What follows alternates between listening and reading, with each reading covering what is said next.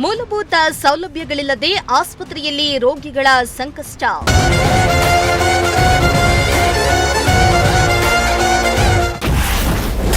ಜಿಲ್ಲಾ ಆರೋಗ್ಯಾಧಿಕಾರಿ ವಿರುದ್ಧ ಸಾರ್ವಜನಿಕರ ಆಕ್ರೋಶ.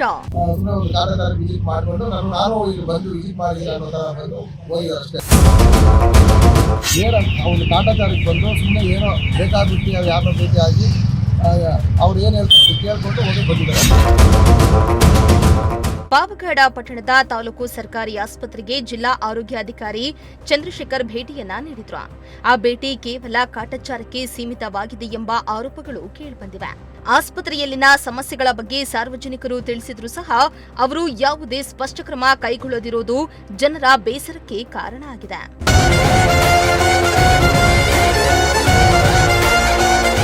ಹೌದು, ಪಾವಗಡ ಸರ್ಕಾರಿ ಆಸ್ಪತ್ರೆಯಲ್ಲಿ ಔಷಧಿಗಳ ಕೊರತೆ, ವೈದ್ಯರ ಅಭಾವ, ಮೂಲಭೂತ ಸೌಲಭ್ಯಗಳ ಸಮಸ್ಯೆ ಸೇರಿದಂತೆ ಹಲವು ಸಮಸ್ಯೆಗಳು ಬಹುಕಾಲದಿಂದಿದೆ. ಈ ಹಿನ್ನೆಲೆಯಲ್ಲಿ ಜಿಲ್ಲಾ ಆರೋಗ್ಯಾಧಿಕಾರಿಯವರ ಭೇಟಿ ಬಗ್ಗೆ ಜನರಲ್ಲಿ ನಿರೀಕ್ಷೆ ಹೆಚ್ಚಾಗಿತ್ತು.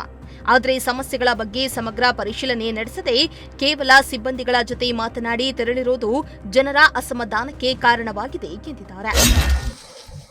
ಈ ಒಂದು ಸಂದರ್ಭ ಕಳೆದ ವಾರದಿಂದ ಸರ್ಕಾರಿ ಸಾರ್ವಜನಿಕ ಆಸ್ಪತ್ರೆಯಲ್ಲಿ ನಡೀತಾ ಇರ್ತಕ್ಕಂಥ ಅವ್ಯವಸ್ಥೆಗಳ ಬಗ್ಗೆ ನಾವೆಲ್ಲ ಸಂಘಟನೆ ಮುಖಂಡರುಗಳೆಲ್ಲ ಧ್ವನಿ ಎತ್ತಿದ್ದು, ದೊಡ್ಡದಾಗಿ ನೀವು ಮಾಧ್ಯಮದವರು ರಾಜ್ಯ ಮಟ್ಟದ ಒಂದು ಸುದ್ದಿಯನ್ನು ಮಾಡಿ ಇವತ್ತು PHO ಬಂದಿದ್ದಾರೆ. ಪಾವಗಡಕ್ಕೆ ತುಮಕೂರು ಜಿಲ್ಲಾ ಆಡಳಿತ ವೈದ್ಯಾಧಿಕಾರಿಗಳು ಬಂದು ಇವತ್ತು ವಿಸಿಟ್ ಮಾಡಿದ್ದಾರೆ. ವಿಸಿಟ್ ಮಾಡಿದ್ಮೇಲೆ ಅವರು ಒಂದು ಕಾಟಾಚಾರಕ್ಕೆ ಬಂದು ಸುಮ್ಮನೆ ಏನೋ ಬೇಕಾಬಿಟ್ಟು ಯಾರನ್ನ ಭೇಟಿಯಾಗಿ ಅವ್ರು ಏನು ಹೇಳ್ತಾರೆ ಕೇಳ್ಕೊಂಡು ಹೋಗಿ ಬಂದಿದ್ದಾರೆ.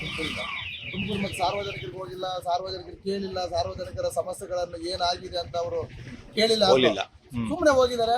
ಅಲ್ಲೆಲ್ಲ ಡಾಕ್ಟರ್ ಒಬ್ಬರು ಭೇಟಿ ಆಗಿದ್ದಾರೆ, ಮತ್ತೆ ಇನ್ನೊಬ್ಬರು ಯಾರೋ ಡಾಕ್ಟರ್ ಭೇಟಿ ಆಗಿದ್ದಾರೆ. ಅವ್ರು ಏನು ಡಾಕ್ಟರ್ ಇದಾವೆ ಅಂದರೆ ಇದಾವೆ ಅಂತ ಹೇಳಿಬಿಟ್ಟು ಇಲ್ಲಿ ಸುಮ್ಮನೆ ಒಂದು ಕಾಟಾಚಾರಕ್ಕೆ ವಿಸಿಟ್ ಮಾಡಿಕೊಂಡು ನಾನು ಇಲ್ಲಿ ಬಂದು ವಿಸಿಟ್ ಮಾಡಿದ್ದೀನಿ ಅನ್ನೋ ಥರ ಬಂದು ಹೋಗಿದ್ದಾರೆ ಅಷ್ಟೇ.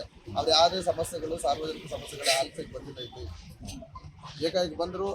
ಒಂದು 10 ನಿಮಿಷ ಕೂಡ ಇಲ್ಲ, ಇಲ್ಲಿ ಒಂದು 4 ಗಂಟೆ 20 ನಿಮಿಷ ಇದ್ದಾರೆ, ಒಂದು 20 ನಿಮಿಷ ಇದ್ದಾರೆ ಅಷ್ಟೇ. ಒಂದು ಏನೇನು ವಿಚಾರ ಮಾಡಿದ್ದಾರೆ.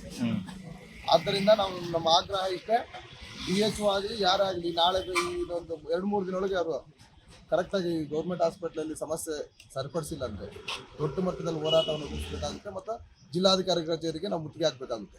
ನಮ್ಮ ಆಗ್ರಹ ಇಷ್ಟೇ. ಇನ್ನು ಕೋಟ್ಯಾಂತರ ರೂಪಾಯಿ ವೆಚ್ಚದಲ್ಲಿ ನಿರ್ಮಾಣವಾದ ಈ ಆಸ್ಪತ್ರೆಯಲ್ಲಿ ಲಕ್ಷಾಂತರ ರೂಪಾಯಿ ವೆಚ್ಚದಲ್ಲಿ ಖರೀದಿಸಿದ ಯಂತ್ರೋಪಕರಣಗಳು ಬಳಕೆಯಾಗದೆ ಮೂಲೆ ಗುಂಪಾಗಿವೆ.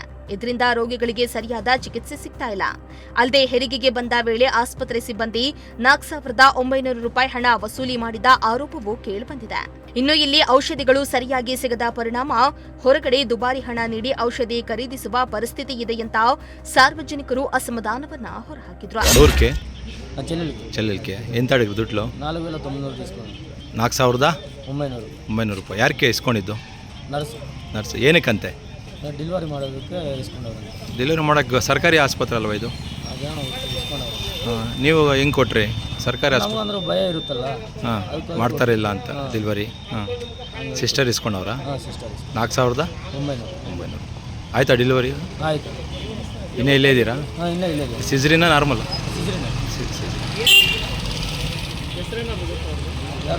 ಗೊತ್ತಿಲ್ಲ.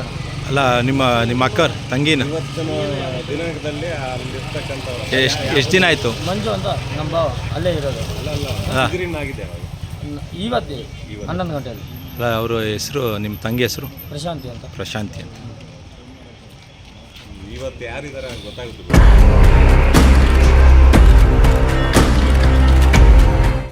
ಇಂತಹ ಪರಿಸ್ಥಿತಿಯಲ್ಲಿ ಸಮಸ್ಯೆಗಳನ್ನ ಪರಿಹರಿಸುವ ಬದಲು ಅಧಿಕಾರಿಗಳು ಕೇವಲ ನಾಮಕಾವಸ್ಥೆಗೆ ಬಂದು ಹೋಗಿದ್ದಾರೆ.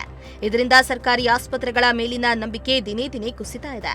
ಇನ್ನಾದರೂ ಸಂಬಂಧಪಟ್ಟ ಅಧಿಕಾರಿಗಳು ಎಚ್ಚೆತ್ತುಕೊಂಡು ಆಸ್ಪತ್ರೆಯಲ್ಲಿನ ಸಮಸ್ಯೆಗಳನ್ನ ಬಗೆಹರಿಸದಿದ್ದರೆ ಜಿಲ್ಲಾಧಿಕಾರಿಗಳ ಕಚೇರಿಗೆ ಮುತ್ತಿಗೆ ಹಾಕಿ ಉಗ್ರ ಹೋರಾಟ ಕೈಗೊಳ್ಳುವುದಾಗಿ ಸಾರ್ವಜನಿಕರು ಎಚ್ಚರಿಕೆಯನ್ನ ನೀಡಿದ್ದಾರೆ.